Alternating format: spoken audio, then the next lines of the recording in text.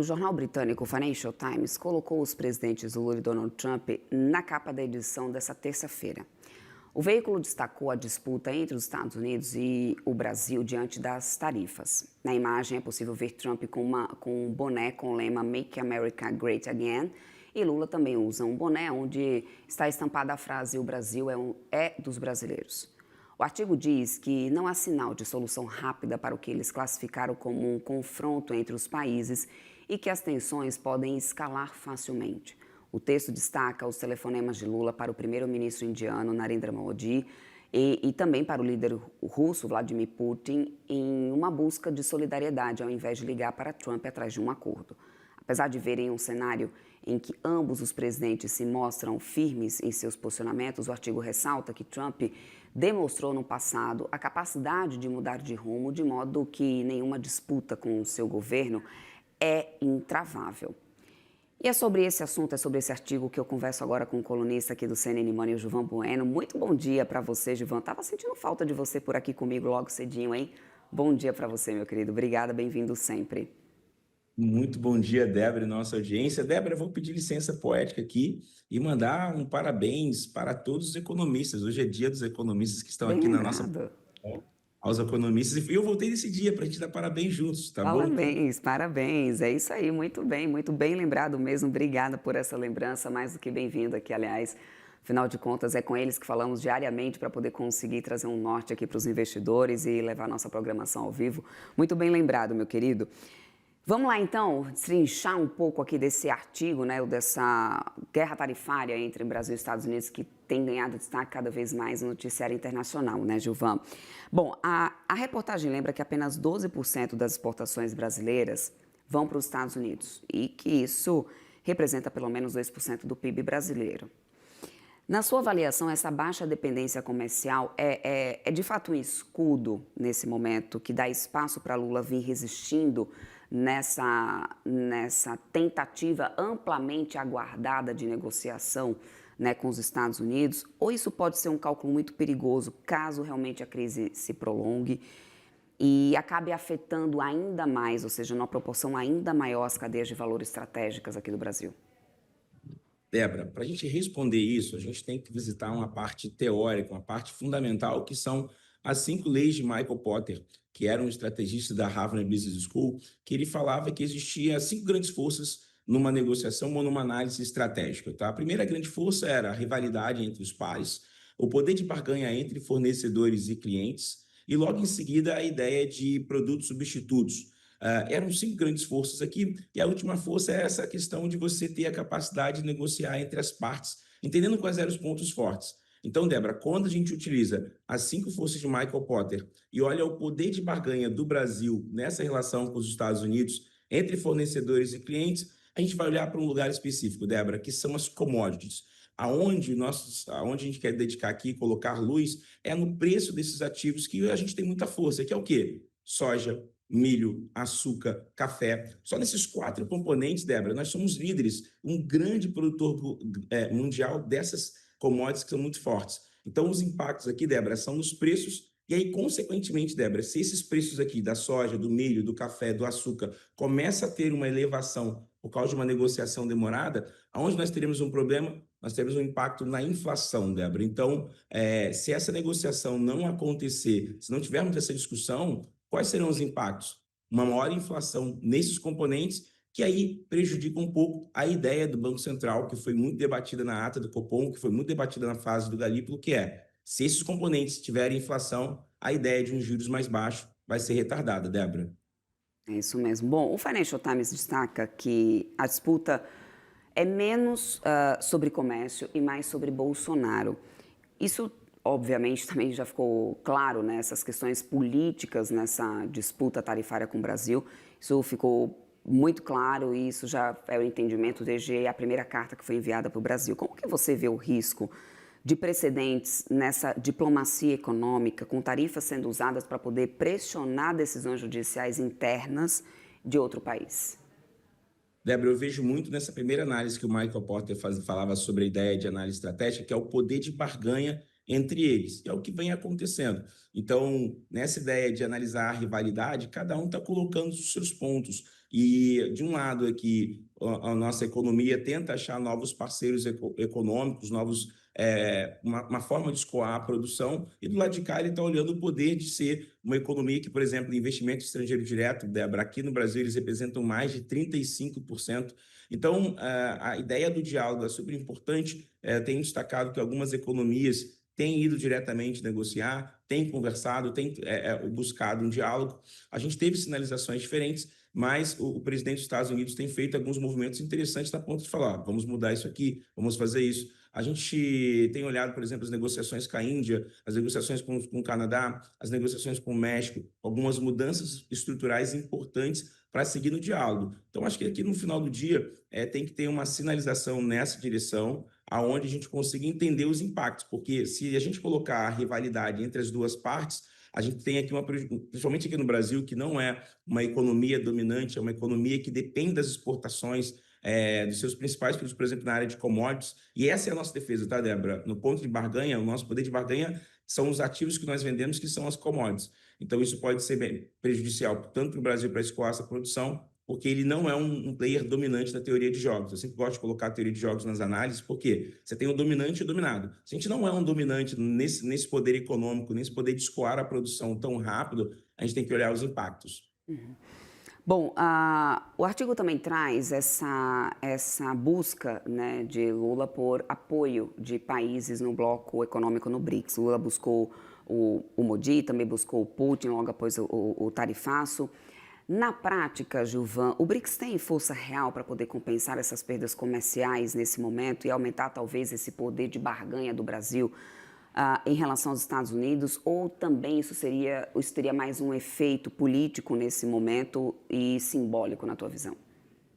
Débora, aqui a gente tem que visitar como os acordos comerciais laterais ou multilaterais ou bilaterais acontecem. E aqui tem uma análise importante que como foram construídos isso nos últimos anos.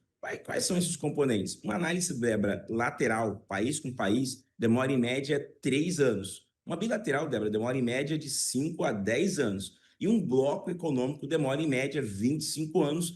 Vide o acordo que o Mercosul, no ano passado, celebrou, por exemplo, com a União Europeia, que demorou 25 anos para a gente entender como seriam as composições para depois colocar de fato. Então, procurar novos parceiros, sim, é incrível, é legal, acontece, mas a grande verdade é que isso não vem numa velocidade tão desejada. Por exemplo, se ele fechar um acordo bilateral com alguém, ele tem um impacto porque ele vai ter que fazer uma concessão de crédito, uma concessão tarifária, de reduzir tarifas. Isso não é rápido, precisa ter votação. Então, a aplicabilidade desse conceito de novos parceiros, ela é importante, mas no mundo prático, de como as coisas aconteceram nos últimos 30 anos, não foram com alguns telefonemas e com apenas algumas mensagens ou viagens. Normalmente demora-se entre 3 a 5 anos e a nossa economia não vai ter tanto espaço para achar novos parceiros. Faz mais sentido, talvez, uma negociação para resolver esses pontos e assim construir um caminho melhor. Mas tentar fazer isso agora de maneira tão rápida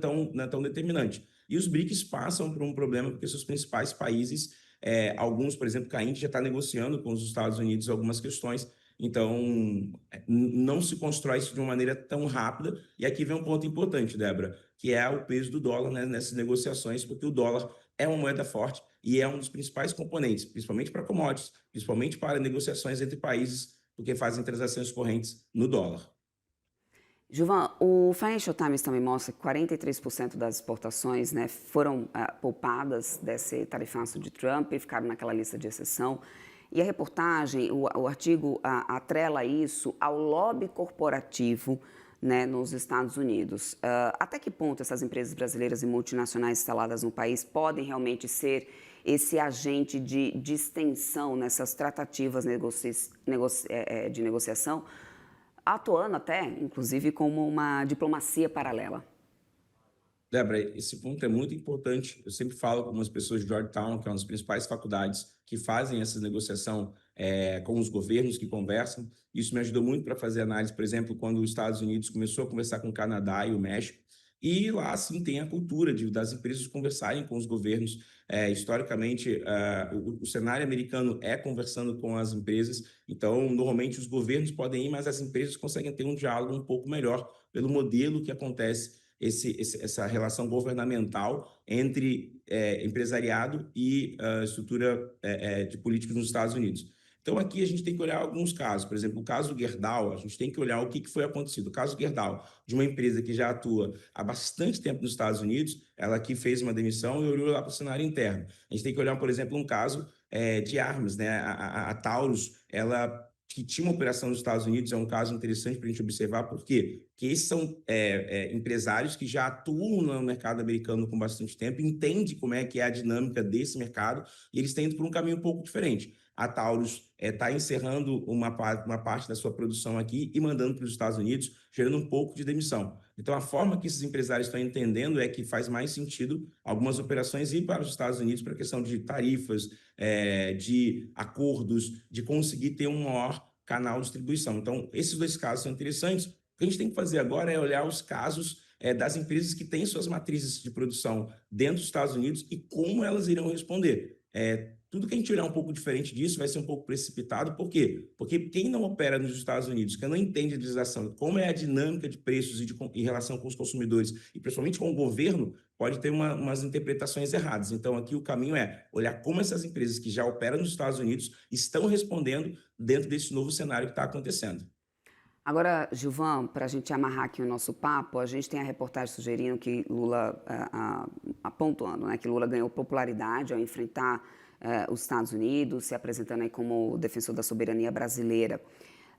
E a gente sabe que existe uma preocupação e uma cobrança muito grande para que Lula realmente, ele mesmo, né, propriamente dito, ligue para Trump, negocie, enfim, mas a gente teve já o próprio presidente brasileiro dizendo que não iria se humilhar, que nenhum país tem que se humilhar ao outro. Isso cria um custo político nesse momento a qualquer recuo, ou seja, esse ganho que a gente teve de popularidade de Lula diante da atuação que ele teve enfrentando os Estados Unidos, poderia ser perdido, talvez essa interpretação do presidente da República, limitando essa margem aí de negociação, essa ausência talvez de um telefonema diretamente. Como que você avalia isso, que também foi pontuado no Financial Times? Fazendo aqui uma homenagem ao Dia dos Economistas, a economia que é uma ciência social, Débora, e olhando para uma coisa importante que a economia olha, que são os números, e essa relação das pessoas com os números, um ponto importante se a gente continuar carregando essa falta de diálogo, por mais que nós tenhamos aqui a nossa percepção, o nosso achismo, que nós consideramos que seja certo ou errado, existe uma questão chamada população economicamente ativa, que convive com uma inflação muito alta, que convive com um alto endividamento das famílias, que a economia, se não olhar andar de maneira muito positiva, pode ter um impacto, porque esse cenário de dois dígitos tem aumentado, por exemplo, a falência de empresas, a recuperação judicial, ou seja, a gente tem o nosso achismo, mas se os números mostrarem que a inflação pode penalizar a capacidade das pessoas comprarem, isso vai ser lembrado no bolso. E a história mostra que toda vez que a população sente impactos no bolso, não adianta ser o governante com maior popularidade que existe, que ele não vai conseguir responder bem. Então, uma coisa é o que ele acha e uma coisa é o que pode acontecer no bolso das famílias. Então, quem vai responder isso, Débora, é o sentimento econômico das pessoas com a sua capacidade de consumo, entendendo que a vida dela está boa. Então, o Joe Biden, que fez um governo muito com algumas ideias, Débora, ele acabou perdendo porque ele não entendeu que o que determinava a economia americana era a capacidade do americano comprar e sentir que ele tinha poder de compra. Perfeito. Então, muito obrigada, meu querido, pelas pontuações. Muito bom ter você aqui nessa manhã. Conversamos com o Gilvan Bueno, nosso colunista aqui do CNN Money. Uma ótima quarta-feira para você. Até a próxima. Até a próxima, Débora. Um ótimo dia para você e foi bom revê-la. Até mais.